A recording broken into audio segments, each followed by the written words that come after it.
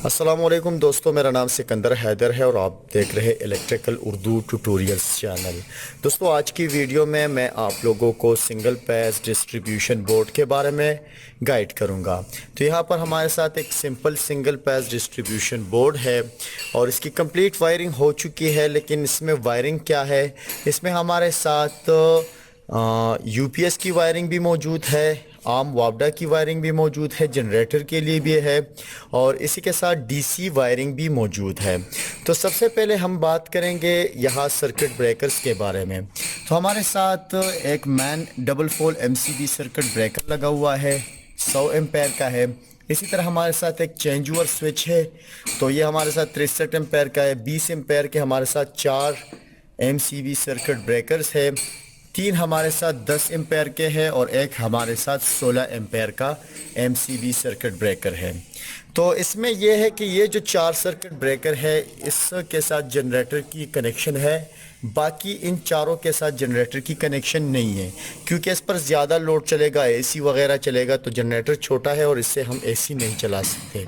तो इस वजह से हम इसको अलग सा वायरिंग करेंगे और इसकी अलग, ठीक है। तो सबसे पहले आते हैं इसकी डबल फोल एमसीबी सर्किट ब्रेकर के तरफ। तो मेन सप्लाई यहाँ पर कनेक्ट होगा नीचे वाले साइड पर और यहाँ से होकर फिर जब हम इसको ऑन करेंगे तो सप्लाई ऑन हो जाएगी। और यहाँ पर 2 वायर यूज़ हो गई। ये मोटे वायर आपको नज़र आ रही है, 4 mm के केबल है।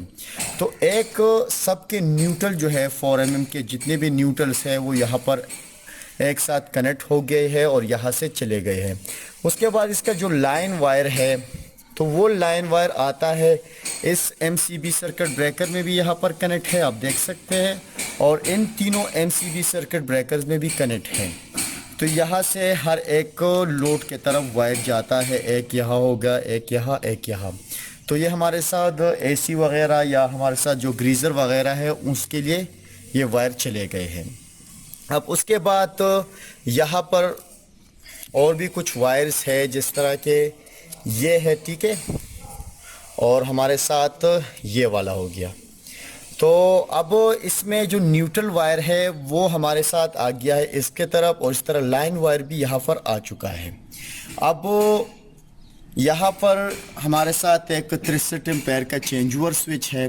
तो इसमें जनरेटर के लिए एक नीचे का कनेक्शन गया हुआ है और इसी तरह हमारे साथ इस वापडा की जो सप्लाई है वो यहाँ से होकर यहाँ आ जाती है। तो अगर हम इसको नीचे रखेंगे तो वापडा का होगा, अगर ऊपर रखेंगे तो हमारे साथ जनरेटर होगा, बीच में रखेंगे तो ऑफ होगा। तो यहाँ से आउटपुट गई है, ठीक है, ये आउटपुट यहाँ से गई है और यहाँ पर हमारे साथ इस कनेक्टर में कनेक्ट हो चुकी है। तो जितने भी न्यूट्रल वायर है वो इस कनेक्टर से चले गए हैं।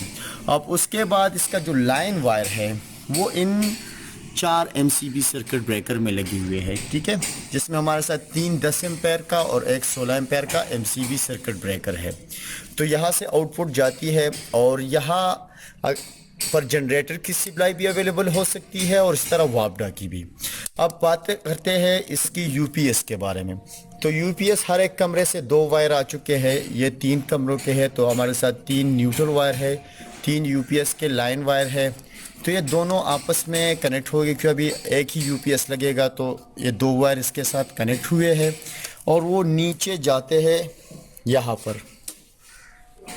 तो यहाँ ये वायर्स यूपीएस में कनेक्ट होंगे और इसी तरह हमारे साथ जो डीसी वायर्स है, यानी यहाँ पर डीसी वायरिंग भी हो चुकी है, कुछ पंकेज वगैरह है वो डीसी से चलेंगे। तो यहाँ पर डीसी वायरिंग हुई है, तो सबके जो नेगेटिव है वो आपस में मिल चुके हैं, इस तरह पॉजिटिव भी आपस में मिल चुके हैं और नीचे इसी पाइप के थ्रू यहाँ पर आ गए हैं। तो यहाँ पर ये डीसी सप्लाई प्रोवाइड होगी, यहाँ पर यूपीएस, ये 2 वायर यूपीएस के हैं और यहाँ पर ये 2 वायर जो है वो 2.5 mm के लगे हुए हैं। तो ये हमारे साथ डीसी वायरिंग के लिए है।